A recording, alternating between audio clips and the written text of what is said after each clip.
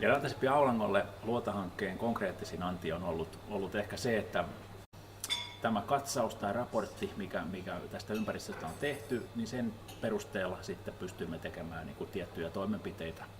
No ne liittyy maisemointiin oikeastaan aika puhtaasti, että me ollaan poistettu, me ollaan tavallaan siivottu niin kuin tätä hotellin ympäristöä, me ollaan kaadettu tiettyjä niin kuin yli-ikäisiä tai ylikasvaneita niin kuin pensaita ja puita ja puskia ja avattu sitä kautta niin kuin tätä järvimaisemaa täältä hotellilta päin tuonne Vanajalle ja toisaalta myöskin sitten Vanajalta päin sillä lailla, että sieltä päin näkee niin kuin hotellin ja hotellin terassin paremmin.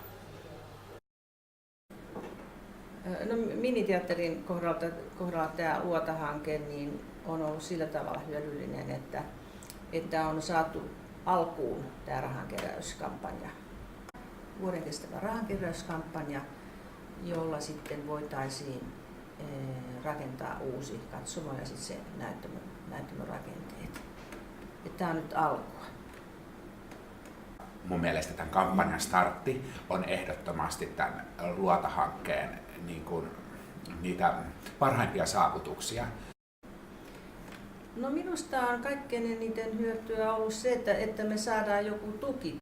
Erilaisia ihmisiä, ketkä näkee sen miniteatterin ja sen kesäteatterin paikan niin kuin eri tavalla kuin minä, kun mä olen 30 vuotta siellä.